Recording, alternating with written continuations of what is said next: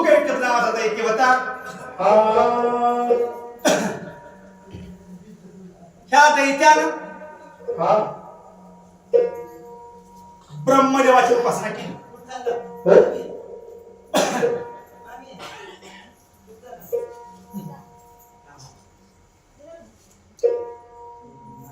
किती दिवस? 1000 वर्ष भक्ती का केली? ह्याच्या अंगामध्ये बळ नव्हतं, शक्ती नव्हती, म्हणून देवाची भक्ती केली. आणि भक्तीला देव प्रसन्न झाले. आणि ब्रह्मदेवाने आशीर्वाद दिला, तू अजिंक्य राहतील. ह्या पृथ्वी तलावर तुला कोणीच मावू शकणार नाही. मग त्याचा वर भेटला. मग तोपर्यंत वर नव्हता, जोपर्यंत इथे शक्तीहीन होता तोपर्यंत त्याला देवाची याद होती.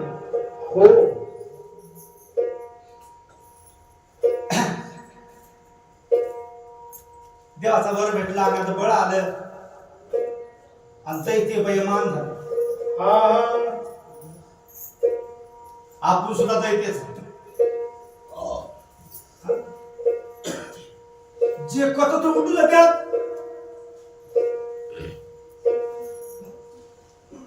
नाही. मला सांगा, पुटीला भजनाला कीर्तनाला गेला बदलून उठू जावं का? नाही. गरवड किती होती? चालू करायची. गाव लगत गेला करू का? सारा लवकर. त्या बिचाराला जेवढ्या बरोबर काय झालं. खरं सांगा महाराज, आपण एवढी जागरण घातलं सालामध्ये, असं गरबड कुठं भरतो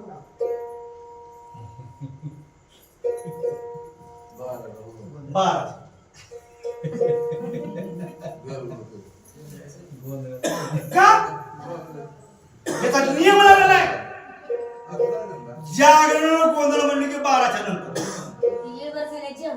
किती? सकाळी 8 वाजल्यापासून 5-7 वाजता 8 वाजेपर्यंत. माझी ऐकून तर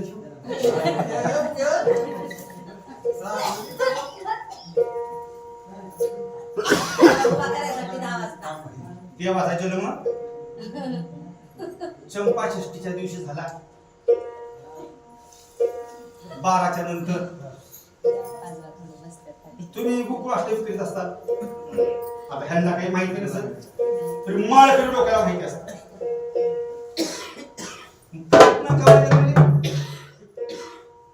देवाचा जन्म किती वाजता झाला?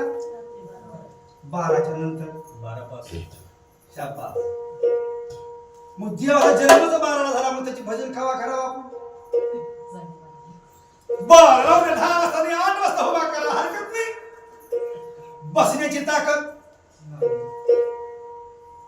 पहिल्याची माणसं आंबाडा